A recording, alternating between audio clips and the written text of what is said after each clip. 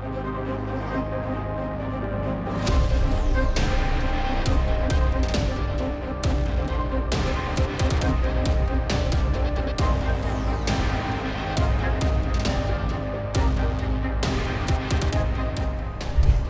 ফের অগ্নিকাণ্ডের ঘটনা।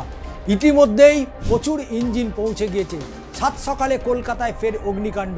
শনিবার ভোরে লালবাজারের কাছে এজরা স্ট্রিটের একটি গুদামে বড় সড়ো আগুন লেগে যায় এবং এখনো পর্যন্ত সেই আগুন নিয়ন্ত্রণে আনা সম্ভব হয়নি। তবে দ্রুত আগুন নিয়ন্ত্রণে আনার চেষ্টা চালাচ্ছে দমকল বিভাগের আধিকারিকরা। ঘটনাস্থলে পৌঁছেছে 21টি ইঞ্জিন। ল্যাডারের সাহায্য নিয়ে আগুন নিয়ন্ত্রণে আনার চেষ্টা চলছে। ঘিঞ্জি এলাকায় যাওয়ায় বিপুল ক্ষয়ক্ষতির আশঙ্কা করা হচ্ছে। পরিস্থিতি অনুযায়ী ইঞ্জিনের সংখ্যা আরও বৃদ্ধি করা হয়েছে এবং প্রায় 25টি ইঞ্জিন এই মুহূর্তে আগুন নেভানোর কাজ করছে এবং এই আগুন নিয়ন্ত্রণে আনার আপ্রাণ চেষ্টা চালাচ্ছেন দমকল বিভাগের আধিকারিকরা। শনিবার ভোরে এই গুদামে আচমকায় আগুন লাগে এবং ক্রমশ আগুন পাশের আবাসনেও ছড়িয়ে পড়ে। দমকল কর্মীরা আগুন দ্রুত নিয়ন্ত্রণে আনার চেষ্টা করছেন।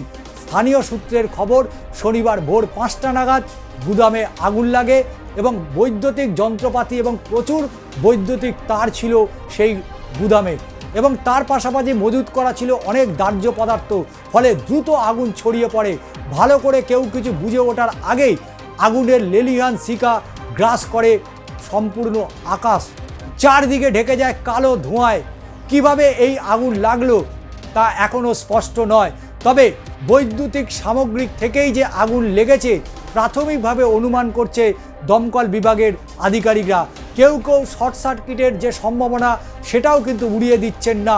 দমকল এখনও বেশ কিছু পদক্ষেপ তারা নিয়েছে, তবে নিশ্চিত করে তারা বলতে পারছেন না।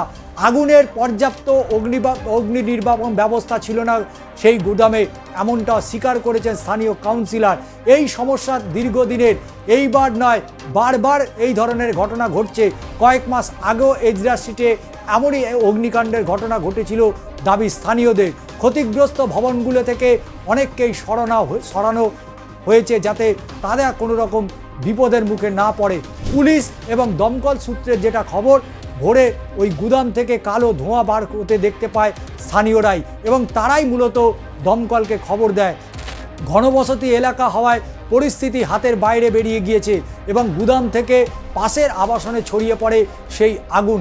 একাধিক বাড়িতেও কিন্তু আগুন ছড়িয়ে পড়েছে এমনটাও কিন্তু জানা যাচ্ছে। ভেতরে কেউ আটকে পড়েছে কিনা সেটাও কিন্তু এখনও স্পষ্ট নয়। তবে ধীরে ধীরে যেহেতু আগুন নিয়ন্ত্রণে আনার চেষ্টা চলছে, দমকলের বিরুদ্ধে যদিও স্থানীয়রা ক্ষোভ উগরে দিচ্ছেন এবং তাদের অভিযোগ যে দমকলের খবর দেওয়া হলেও যথাসময় তারা আসেনি, তারা দেরিতে এসেছে, ফলে আগুন আরও ছড়িয়ে পড়েছে। পরিস্থিতি নিয়ন্ত্রণে আনতে রীতিমতো হিমশিম খাচ্ছেন দমকল বিভাগের কর্মীরা, মাথায় হাত ব্যবসায়ীদের। তার কারণ এত পরিমাণে সেখানে সামগ্রিক মজুদ ছিল, স্বাভাবিকভাবেই তারাও কিন্তু চিন্তায় পড়েছে। তবে 25টি ইঞ্জিন এই মুহূর্তে তারা কাজ করছে। আগুন কিন্তু এখনও পর্যন্ত নিয়ন্ত্রণে আনা সম্ভব হয়নি এবং এই আগুন ভোর 5টায় লেগেছে এবং সেই আগুন কখন গিয়ে নিভবে সেটাও নিয়েও কিন্তু এখনও দ্বন্দ্বে রয়েছে স্থানীয় বাসিন্দার থেকে দমকল বিভাগের কর্মীরা। তার কারণ যে গুদামে আগুন লেগেছে সেই গুদাম শুধু নয়, পাশের বেশ কিছু আবাসনেও সেই আগুন কিন্তু ছড়িয়ে পড়েছে।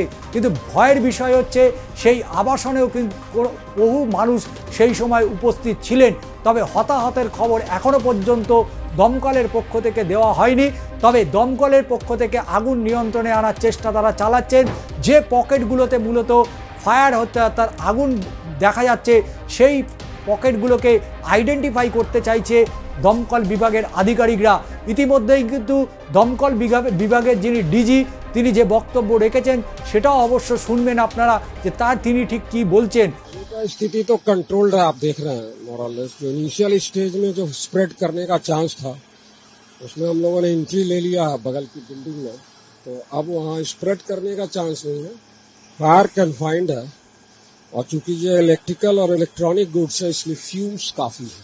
हमारे पास रिपोर्टिंग 5:30 की है, तो हम लोग आए हैं, उसके बाद से काम कर रहे हैं। अभी 20 फायर टेंडर काम कर रहा है 9 जेट के साथ। लॉस ऑफ लाइफ किसी का नहीं है। लॉस ऑफ लाइफ 25 टेंटर्स का। তবে এই আগুনের জেরে এলাকায় যে যথেষ্ট চাঞ্চল্য ছড়িয়েছে এ কথা বলার অপেক্ষা রাখে না, কারণ ভোরবেলা থেকেই আকাশ পুরো কালো ধোঁয়ায় ঢেকে গিয়েছে, যেখান থেকে মানুষের আতঙ্ক বাড়তে শুরু করে।